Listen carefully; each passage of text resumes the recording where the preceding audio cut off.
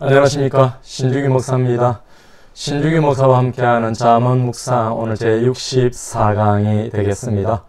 오늘 우리에게 주시는 말씀은 잠언 12장 18절에서 21절 말씀인데요. 칼로 찌름같이 함부로 말하는 자가 있거니와 지혜로운 자의 혀는 양약과 같으니라. 진실한 입술은 영원히 보존되거니와 거짓 혀는 잠시 동안만 있을 뿐이니라. 악을 꾀하는 자의 마음에는 속임이 있고 화평을 의논하는 자에게는 희락이 있느니라. 의인에게는 어떤 재앙도 임하지 아니하려니와 악인에게는 앙화가 가득하리라. 아멘. 오늘 이 말씀으로 악인의 앙화는 꽃이 아니다 라고 하는 제목으로 함께 말씀의 은혜를 받고자 합니다. 우리가 말 중에는 칼로 찌름과 같이 찌르고 죽이는 말이 있죠. 함부로 내뱉는 그런 독설은 마음을 찢어 놓습니다. 특별히 중상모략은 칼과 같이 명예를 상하게 하며 또 훼손시켜 버릴 수 있습니다. 수군대는 것과 또 악한 억측의 말도 칼과 같이 서로 극히 친밀하였던 자를 갈라 놓을 수도 있습니다. 그러나 말 중에는 치료하고 또 고치는 말도 있지 않습니까? 이런 말은 험담하는 혀가 만든 상처를 아물게 하며 전체를 다시 건전하게 만들고 화평을 회복시키고 화해에 이르도록 설득하는 그런 힘이 있는 것입니다. 뿐만 아니라 진실한 입술, 즉 진리가 선언이 되면은 그 말은 영원히 보존이 되는 것입니다. 그러나 거짓된 혀는 잠시만 있을 뿐이지요. 즉 사실을 호도하고 은폐하지만은 눈 깜짝일 동안 있을 뿐이고 거짓말은 그 그릇됨이 곧 밝혀지는 것입니다. 오늘 본문의 20절은 마음속에 있는 생각과 또 몸 사이에는 어떤 연관성이 있는지를 말하고 있는데요. 먼저 악을 꾀하는 자의 마음에는 속임이 있다, 그렇게 말합니다. 행악을 도모하는, 이 악을 도모하는 자들은 그 일의 성공을 위해서 어떻게 하면 남들을 속일 수 있을까 하고 그 방법을 궁리합니다. 물론 그들이 아무리 교묘한 행악을 꾀한다고 하더라도 속이는 자들은 속임을 결국은 자기도 당하고 말 것입니다. 반면에 여러분, 화평케 하는 자, 화평을 의논하는 자에게는 기쁨, 희락이 있다고 말합니다. 이런 평화를 도모하는 자로서 공동체의 평화를 위하여 깊이 생각하며 전략을 짜는 사람들입니다. 그들의 기쁨은 내면적일 뿐만 아니라 온 몸과 공동체의 삶에도 나타나는 것입니다. 여러분, 21절은 의인의 화평과 악인의 앙화에 대한 부분입니다. 의인에게는 어떤 재앙도 그들에게 임하지 않도록 하겠다라고 하는 약속이 있지요. 즉 경건은 확실한 우리 인생의, 우리의 삶의 보호막이고 생명싸개가 되는 것입니다. 비록 그들이 시험을 받더라도 시험에 정복되지 않을 뿐만 아니라 환난에 많은 그런 환난에 직면하게 되더라도 그 환난이 다른 사람들에게 화를 입히든지 간에 그들에게는 다른 해가 끼치지 못할 것이다 라고 하는 말씀이 되는 것이죠. 반면에 여러분, 악에는 앙화가 가득하다. 여기 앙화, 히브리어로 라입니다. 재앙, 재난, 나쁜 것, 이런 뜻이 되겠습니다. 하나님과 사람을 멸시하면서 사는 자들, 그들은 재앙을 입히는 일에 열중하는 자들 아니겠습니까? 이런 자들에게는 앙화가 가득하게 될 것이다. 그들에게 재앙이 임하고 비참하게 될 것이라고 말씀하고 있는 것입니다. 여러분, 행악을 기뻐하는 자들은 화를 배부르도록 먹고 당하게 되는 것이지요. 저는 이 말씀으로 세 가지로 말씀을 적용합니다. 첫째, 약이 되고 생명을 살리는 말을 하자라고 하는 것입니다.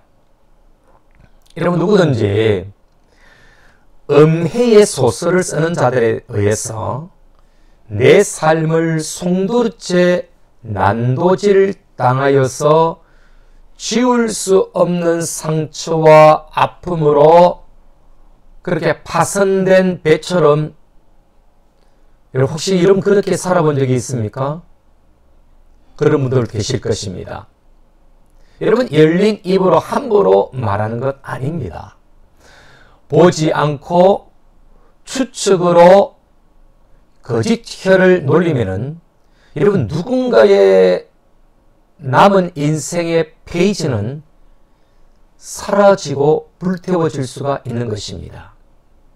문제는 한 영혼만 서울 속으로 던져지는 것이 아니라 여러분, 가족 전체를 어둠 속으로 밀어넣을 수도 있는 것입니다.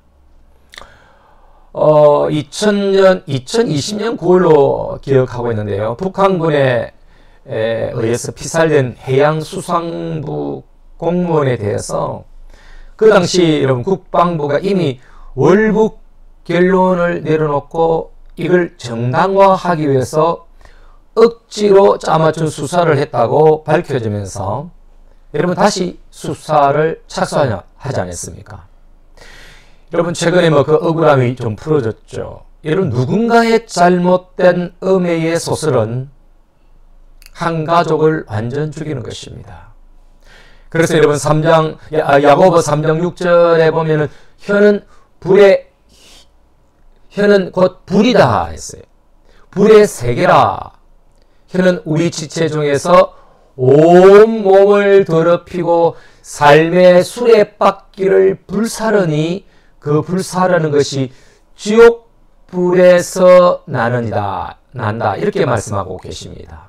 여러분, 적어도 참된 그리스도인이라면은 그 입에서 생명수가 흘러나와야 하고 그 말이 흘러가는 곳마다 열매를 맺고 영혼들이 살아나는 역사가 일어나야 할 것입니다.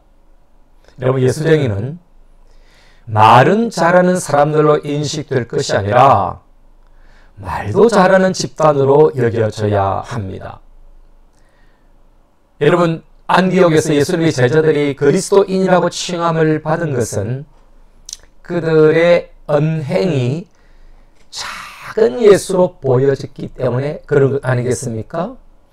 예수를 따르고 예수와 같은 그런 모습의 작은 예수 말이지요.